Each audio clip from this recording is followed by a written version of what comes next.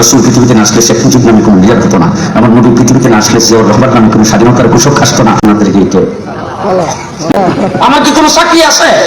আমার কাছে কোনো টাকা পয়সা আছে? আমি মহল করতে আদায় করবো। আল্লাহ রাব্বুল আলামিন আদম আলাইহিস সালামকে ডাক দিয়ে জিজ্ঞেস করে, আদম, আচ্ছা বলো তো দেখি, তোমাকে জান্নাতের ভিতরে ঢুকাইবার পরে তুমি তোমার চোখে কি দেখছো? আদম আলাইহিস সালাম, আল্লাহ, আপনার নামের সাথে একটা নাম দেখছি। আস্তে আস্তে আপনার নামের সাথে একটা নাম দেখছি। আল্লাহ জিজ্ঞেস করুন, কোথায় দেখলাম? বলে, কেন জান্নাতের গেটে এসে পড়ে দেখি গেটের মধ্যে বড় অক্ষরে লেখা লা ইলাহা ইল্লাল্লাহ, সাথে লেখা মুহাম্মাদুর রাসূলুল্লাহ। ভিতরে ঢুকে দেখি প্রত্যেকটা গাছের পাতায় পাতায় লেখা লা ইলাহা ইল্লাল্লাহ মুহাম্মাদুর রাসূলুল্লাহ। আসবাবপত্র যা কিছু জান্নাতে আছে সবগুলোর গায়ে লেখা লা ইলাহা ইল্লাল্লাহ মুহাম্মাদুর রাসূলুল্লাহ। এ পর্যন্ত যত খাবার খাইলাম সমস্ত খাবারের লেবেলের মধ্যে লেখা লা ইলাহা ইল্লাল্লাহ, সাথে লেখা মুহাম্মাদুর রাসূলুল্লাহ। আল্লাহ ডাক দিয়ে বলেন, ওই মুহাম্মদ নামের উপরে দুরূদ ও সালাম পাঠ করে মোহর আদায় করে নাও। মর্যাদা কত! জি, হুজুর আকরাম সাল্লাল্লাহু আলাইহি সাল্লামকে একজনে জিজ্ঞেস করেছেন, আপনি নবী হইলেন কবে?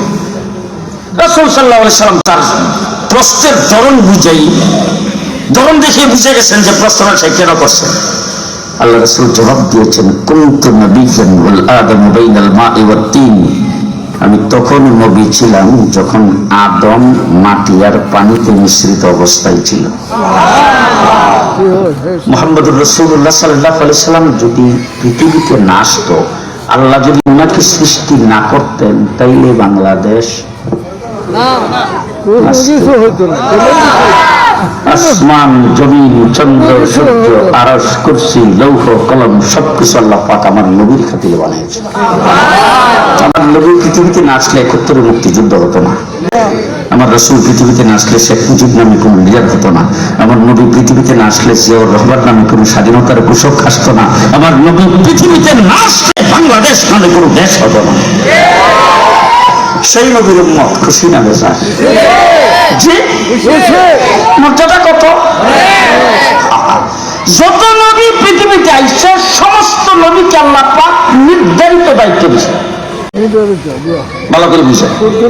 আচ্ছা, আমি এখন এমপি যদি হই, তাই এমপি হবো তো সারা বঙ্গের জন্য। আমার একটা এরিয়া ভাগ করা আছে, ঠিক এরকম এরিয়া ভাগ করে আল্লাহ পাক নবী বানাইছে। তুমি ওই এলাকার নবী, তুমি ওই এলাকার নবী, তুমি গোষ্ঠীর নবী।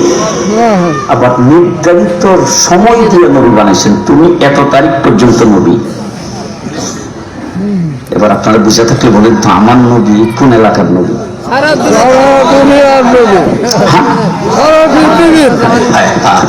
এবার শুধু একটা কথা ভালো করে মনে রাখতে পারলে আমি বলবো, মনে রাখতে পারবেন তো? আমার আল্লাহ রাব্বুল আলামিন। বলেন বলেন, আল্লাহ রাব্বুল আলামিন। আর আমার নবী হলেন রাহমাতুল লিল আলামিন। আল্লাহ পাকের রবের এরিয়া যুদ্ধ, আমার নবীর নবুয়তের এরিয়া যুদ্ধ। যত নবী পৃথিবীতে আগমন করেছেন সমস্ত নবীকে নবুয়ত প্রমাণের জন্য আল্লাহ পাক মুজিজা দান করেছেন। কাউরে দিয়েছে 2টা, কাউরে দিয়েছে 3টা, কাউরে দিয়েছে 5টা। আমার নবী পৃথিবীতে আসার পরে আল্লাহ পাক বলেন, আপনার 3.5 হাত বডি পুরোটাই মুজিজা। আপনার জন্ম থেকে মৃত্যু পর্যন্ত পুরোটাই মুজিজা। আরে জন্ম হয় না, এখনো জন্ম হয় নাই। আব্দুল মুত্তালিব হুজুর আকরাম সাল্লাল্লাহু আলাইহি ওয়াসাল্লামের কি লাগে? দাদা। তো দাদা একদিন যাইয়া ওনার বেগমের কাছে গেছে, যাই বলতেছেন বেগম, এই আমার ছেলের বউ আব্দুল্লাহর বউ, তার সম্পর্কে কিছু কথাবার্তা বাহিরে বিভিন্ন জায়গায় কথাবার্তা শুনতেছি। এখন এর মতো ফেসবুক ছিল না, তো এমনি কিছু কথাবার্তা শুনছি। তোমাকে নিয়ে আয়, কথাগুলি বৌমাকে একটু জিজ্ঞেস করতে চাই। আব্দুল মুত্তালিব আর তার বেগম দুইজনে গেছে, যাই বৌমার কাছে বসে বৌমাকে, বৌমা তুমি আমার আদরের বৌমা, আমরা তোমাকে সবচেয়ে বেশি মহব্বত করি, আদর করি, কিন্তু তোমার সম্পর্কে যে একটা কথা বাহিরে শুনতেছি, তুমি নাকি খুব ভালো ব্র্যান্ডের সেন্ট আতর ব্যবহার করা শুরু করছো, যেখানে যাও ওইখানে নাকি সুগন্ধ তোমার শরীর থেকে বের হয়। কথাটা তো ভালো না, বুঝতেছেন না?